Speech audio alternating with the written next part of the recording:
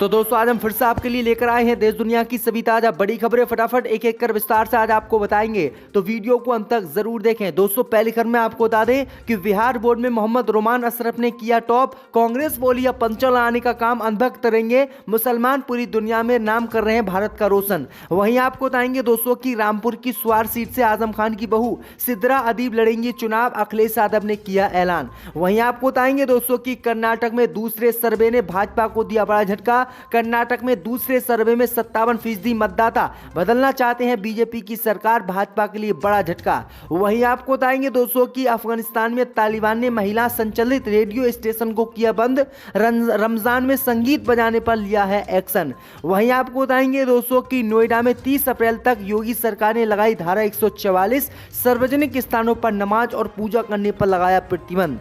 वहीं आपको बताएंगे दोस्तों कि साईं बाबा को भगवान मानने से बाबा धीरेन्द्र शास्त्री ने किया मना, बोले मैं खुद हूं एक शंकराचार्य। तो दोस्तों सभी खबरों को आपको एक एक कर बताने वाले हैं। वीडियो को लाइक कर चैनल को सब्सक्राइब कर दें और हमें कमेंट करके बताएं कि आपके जिले किस राज्य से हमारी खबरों को देख रहे हैं। इसी बीच पर तो दोस्तों अगली खबर की ओर, तो बिहार बोर्ड में मोहम्मद रोमान अशरफ ने किया टॉप। कांग्रेस बोली अब पंचर लगाने का काम अनभक्त करेंगे।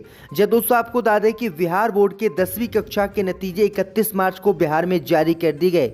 बोर्ड की परीक्षा में शेखपुरा के इस्लामिया हाई स्कूल के मोहम्मद रोमान अशरफ ने प्रदेश में टॉप किया।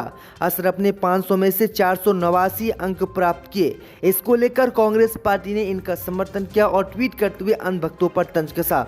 दरअसल आपको बता दें कि कांग्रेस नेता अलका लंबा ने बिहार में अशरफ के टॉप करने पर ट्वीट किया और कहा कि अब पंचर लगाने का काम अनभक्त करेंगे। राम राम। वहीं आपको बता दें क्योंकि हिंदूवादी संगठन सहित हिंदू नेता लगातार मुसलमानों को पंचर लगाने वाला बोलते हैं और कहते हैं कि ये लोग पंचर दाढ़ी यही काम करते हैं और ये कभी भी आगे नहीं बढ़ सकते। लेकिन बिहार बोर्ड में मोहम्मद रोमान अशरफ ने यह साबित कर दिया कि अब मुस्लिम कम्युनिटी भी पढ़ाई लिखाई में सबसे आगे है और उसने पूरे देश में इतिहास रचा और मुसलमानों का मान बढ़ाया। इसी को लेकर कांग्रेस नेता ने अनभक्तों पर हमला बोला। इसी बीच पर तो दोस्तों अगली खबर की ओर, तो रामपुर की स्वार सीट से आजम खान की बहू सिद्रा अदीब लड़ेंगी चुनाव। जब दोस्तों आपको बता दें कि उत्तर प्रदेश की राजनीति में रामपुर फिर एक बार सुर्खियों में आ गया है। इस बार रामपुर के चर्चा आने की वजह है इस जिले की स्वार विधानसभा सीट पर होने वाला उपचुनाव। रामपुर की स्वार और मिर्जापुर की 96 विधानसभा सीट पर आगामी 10 मई को उपचुनाव होगा, जबकि 13 मई को उपचुनाव के परिणाम आएंगे। स्वार विधानसभा सीट से समाजवादी पार्टी के टिकट पर अब्दुल्ला आजम खान बीते दिनों चुनाव जीते थे, जिन्हें बीती 13 फरवरी को मुरादाबाद की कोर्ट ने 15 साल पुराने आपराधिक मामले में 2 साल की सजा सुनाई। इसके बाद अब्दुल्ला आजम खान की विदायगी निरस्त कर दी गई। अब इस सीट पर उपचुनाव हो रहा है। वहीं आपको बता दें कि भारतीय जनता पार्टी इस सीट को हर हाल में जीतकर आजम खान के इस गढ़ को ध्वस्त करने की फिराक में है। वहीं आजम खान का परिवार भी रामपुर में भाजपा की इस मंशा को झटका देना चाहता है, जिसके चलते इस सीट से आजम खान की बहू सिद्रा अदीब के चुनाव लड़ने की संभावनाएं जताई जा रही हैं। सपा मुखिया अखिलेश यादव भी यही चाहते हैं कि इस सीट से आजम खान के परिवार का ही कोई सदस्य चुनाव लड़े। वहीं आपको बता दें कि अब उम्मीद यही है कि आजम खान के बेटे की बहू सिद्रा अदीब इस सीट से चुनाव लड़ेंगी और वो जीतेंगी भी। तो ये बड़ी अपडेट आ रही दोस्तों। इसी बीच पर तो दोस्तों अगली खबर की ओर, तो नोएडा में 30 अप्रैल तक धारा 144 लागू, सार्वजनिक स्थानों पर नमाज और पूजा करने पर लगाया बैन। जब दोस्तों आपको बता दें कि आगामी त्योहारों और महत्वपूर्ण दिवसों को ध्यान में रखते हुए नोएडा में 30 अप्रैल तक धारा 144 योगी सरकार द्वारा लागू कर दी गई है। इस समय अवधि के दौरान किसी भी व्यक्ति को बिना अनुमति के जुलूस नहीं निकालने दिया जाएगा। वहीं आपको बता दें कि अब नोएडा में कोई भी व्यक्ति 30 अप्रैल तक ना तो खुले स्थान में नमाज पढ़ सकेगा और ना ही कोई व्यक्ति पूजा कर सकेगा। दरअसल आपको बता दें कि दिल्ली से सटे नोएडा में लगातार खुले में नमाज पढ़ने को लेकर हिंदूवादी संगठन बवाल मचाते रहते हैं। कहीं गोबर पूजा करते हैं तो कहीं किसी तरह का विवादित बयान देते हैं। इसी को लेकर नोएडा में धारा 144 लागू कर दी गई है और सार्वजनिक स्थानों पर नमाज और पूजा करने पर प्रतिबंध लगा दिया गया है। इसी बीच पर तो दोस्तों अगली खबर की ओर, तो साईं बाबा को भगवान मानने से बाबा धीरेन्द्र शास्त्री ने किया इनकार। जब दोस्तों आपको बता दें कि बागेश्वर धाम के बाबा धीरेन्द्र शास्त्री ने साईं बाबा को लेकर विवादित बयान दिया है। जब बागेश्वर धाम से सवाल पूछा गया कि साईं बाबा की पूजा करनी चाहिए या नहीं, इस पर उन्होंने कहा कि गीदड़ की खाल पहनकर कोई शेर नहीं बन सकता। इसके साथ साथ ही उन्होंने साईं बाबा को भगवान मानने से साफ इनकार कर दिया।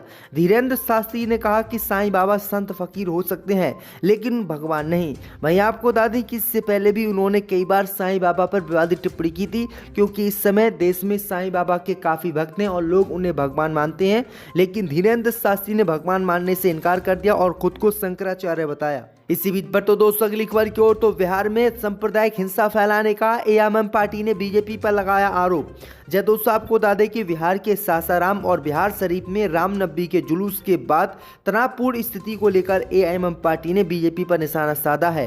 एएमएम पार्टी ने बिहार में दंगा फैलाने का बीजेपी पर आरोप लगाया है और कहा है कि बीजेपी के लोगों ने ही बिहार में मुस्लिम क्षेत्रों में दंगा फैलाया और मुसलमानों को परेशान करने के लिए निशाना मुसलमानों को रामनवमी जुलूस के दौरान बनाया गया है।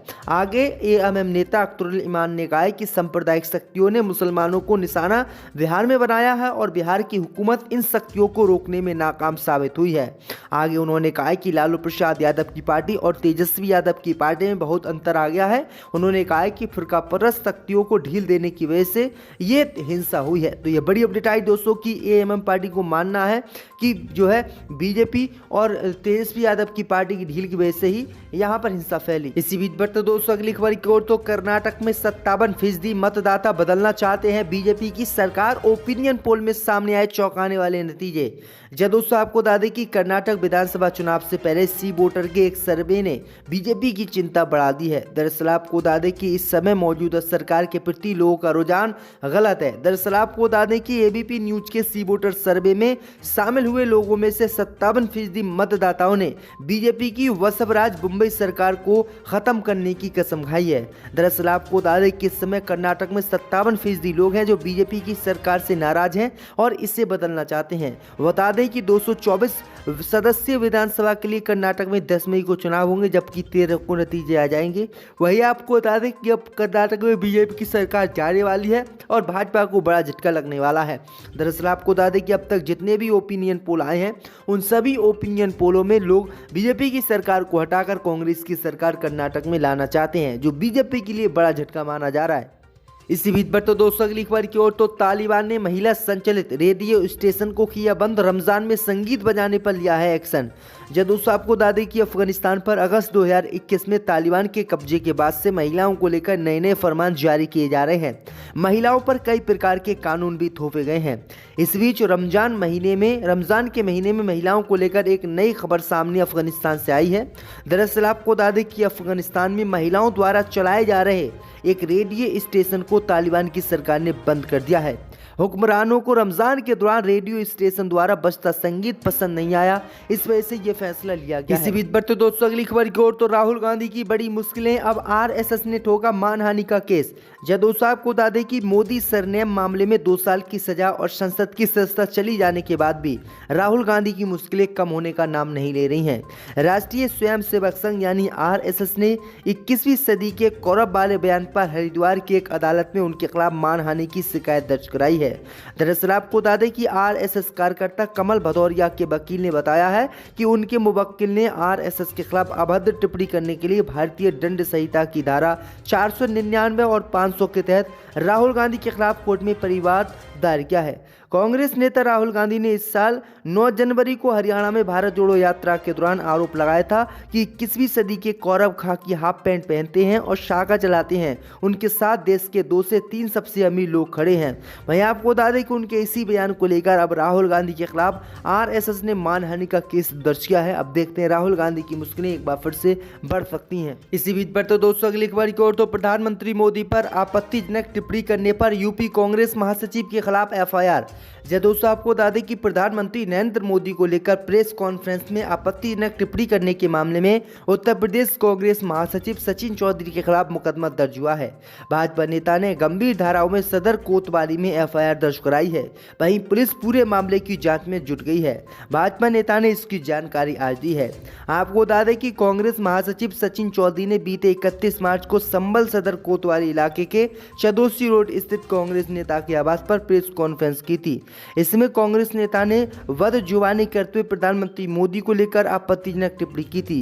यही नहीं, पीएम और अडानी को लेकर आपत्तिजनक शब्दों का प्रयोग किया था। इसके बाद शनिवार को भारतीय जनता पार्टी युवा मोर्चा के जिला कार्यकारी प्रभारी अक्षित अग्रवाल ने सदर कोतवाली में कांग्रेस महासचिव सचिन चौधरी के खिलाफ शिकायत दर्ज कराई गई।